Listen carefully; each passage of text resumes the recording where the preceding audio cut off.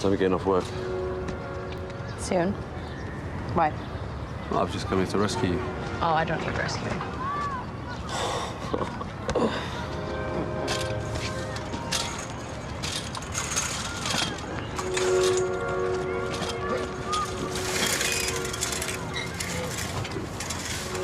Guys, this is Nikki.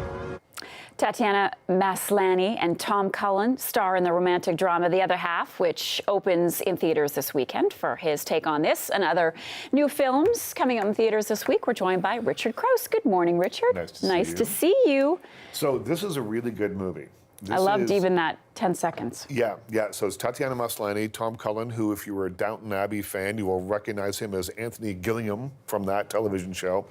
In this movie, he plays a waiter with an anger management problem. He gets fired from a restaurant job early on, and as he's arguing with another customer, Tatiana's character comes in and sort of tries to diffuse the situation. It doesn't work, but they kind of immediately have a connection. They fall for one another, despite his rage issues.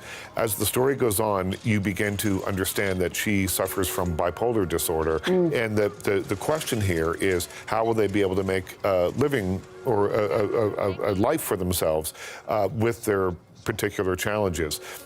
She has a manic episode. She is institutionalized. And when she comes out, the question is, will they be able to stay together? The performances in this movie are what really sell it. It is an uncompromising and really intense look at mental illness and the effect that it has on everyone around them, the people involved here. The performances are great. This is a movie that never takes the easy way out, and the actors don't either. Wow, so you gave it's a 4 the out other... of 5 star I even movie. like the title.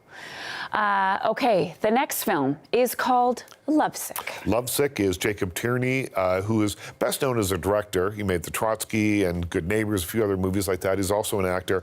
Jessica Paré, we know her from Mad Men. She was Don Draper's wife for a couple of seasons on that show.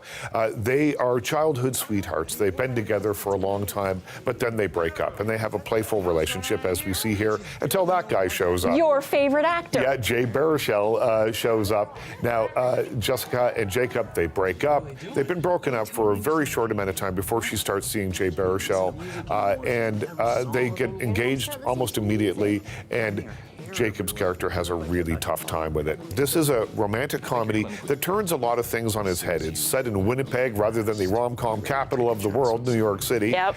And at the center of it is a man rather than a woman, because typically you would have a female in this role. It is a journey of self-discovery. There's a few laughs, a tiny bit of romance. I think it's probably more fixation than actual romance here. And just enough darkness to separate it from the Katherine Hagel movies and the Drew Barrymore movies and all the rom-coms that came before it. So it gets, for me, 3 out of 5 stars. All right.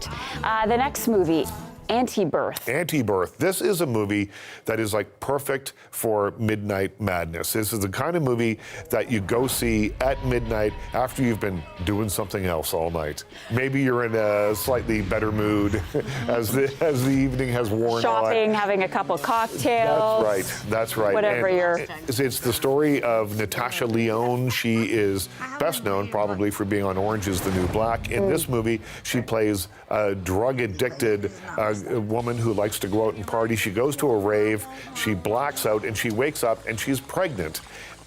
The baby seems to be growing at an accelerated rate, though, so it begs the question, who or what is growing inside her?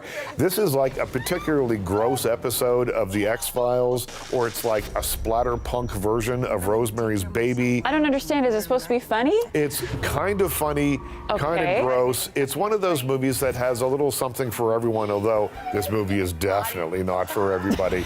Although it leads up to a climax that once seen will never be forgotten. So you have to put up with a bit of stoner talk in the middle, about 40 minutes of it in the middle. But the last 10 minutes of this movie will be imprinted on your brain, possibly forever. Okay, the further you go in this review, the further away I go from being interested. This may not be something that you'll want to rush out and see. Okay, yeah, when you say you want to watch it at midnight, now I get the picture. Yeah, not only is it past your bedtime, it's maybe past my sensibilities. past your interest. Okay, Richard, thank you so much. We'll see you next week.